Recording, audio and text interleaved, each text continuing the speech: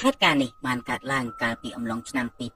2016នៅតំបន់គៀនស្វាយខេត្តកណ្ដាលនារីម្នាក់មានលំនៅឋានជាប់នឹងមាត់ទឹកហើយផ្ទះរបស់នាង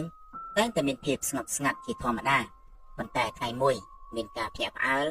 ដោយសារតែសំឡេងស្រែកឆោឡោរបស់អ្នកធ្វើចំការនៅក្បែរខាង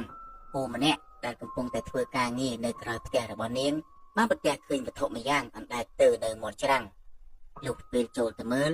ទើបដឹងថាគឺជាសាកសពរបស់មនុស្សក្រោយពីមានការហៅអ្នកភូមិនិងអាជ្ញាធរមកជួយស្រាវយកសាកសពឡើងពុកទើបគេស្គាល់ថាសាកសពនោះគឺជានារីវ័យក្មេងម្នាក់អាយុប្រមាណខ្ទង់20ឆ្នាំនាងបានលងទឹកស្លាប់ក្នុងទម្រង់ដេកផ្កាប់មុខដ៏គួរឲ្យសង្វេគនៅពេលដែលប៉ូលីសធ្វើកសលវិច័យនិងពិនិត្យទៅលើរាងកាយសពគេបានរកឃើញភាពមិនប្រក្រតីមួយចំនួនដូចជាមានស្នាមត្រង់កនិងស្នាមរបួសនៅនឹងដៃ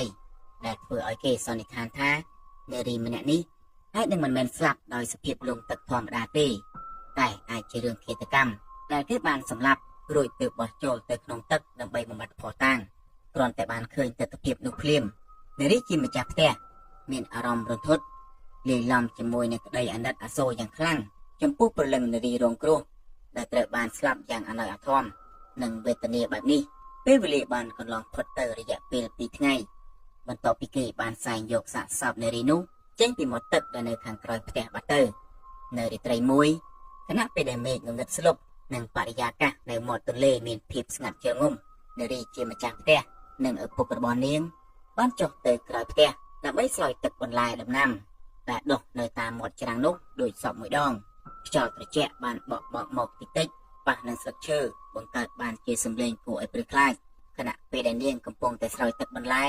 ស្រាប់តែត្រចៀករបស់នាងចាប់បានសំឡេងចម្លែកមួយវាគឺជាសំឡេងមនុស្សស្រីកំពុងតែយំគឺជាការយំយ៉ាងខ្សឹកខ្សួលលន្លង់លន្លោចហាក់ដូចជាកំពុងតែឈឺចាប់និងទាមទាររកយុត្តិធម៌ដំបូងឡើយនាងគិតថាប្រហែលជានាងស្ដាប់ច្រឡំហើយឬប្រហែលជាសំឡេងសត្វនេត្រីណាមួយដែលកំពុងតែយំនៅនឹងមាត់ទឹកទើបនាងធ្វើមិនខ្វល់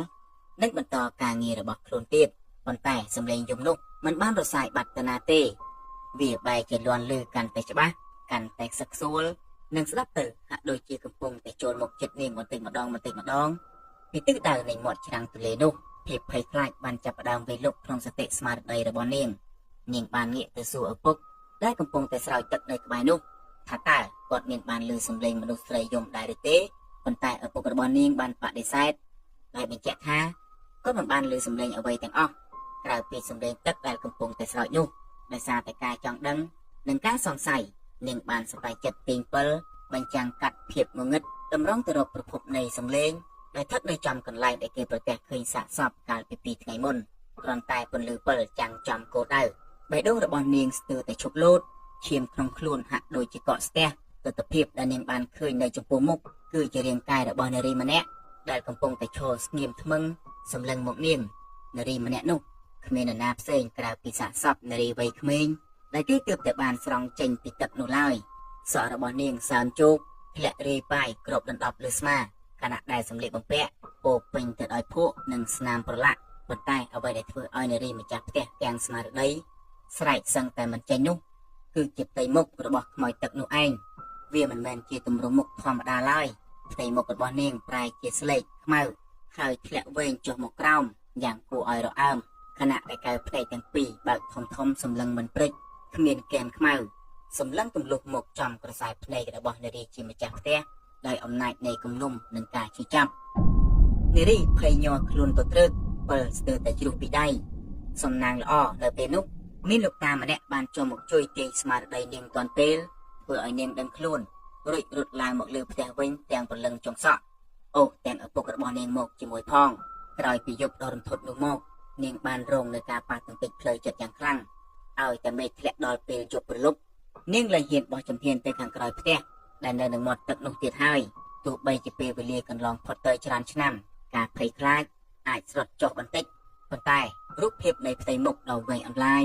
និងការភ្នែកដែលគួរឲ្យខ្លាចរបស់ព្រលឹងខ្មោចទឹកនោះនៅតែដក់ជាប់ក្នុងការចងចាំរបស់នាងជានិច្ចដែលសូម្បីតែបិទភ្នែកក៏នាងនៅតែអាចមើលឃើញយ៉ាងច្បាស់ព្រលឹងដ៏កំសត់នោះប្រហែលជាគ្រាន់តែចង់បង្ហាញពីការជួយចាប់របស់ខ្លួនឲ្យគេបានដឹងឬក៏នាងចង់ឲ្យមាននរណាម្នាក់ជួយរកយុត្តិធម៌ឲ្យនាងទើបនាងមកបង្ហាញខ្លួន ក្នុងទម្រង់ដែលគួរឲ្យខ្លាចបែបនេះ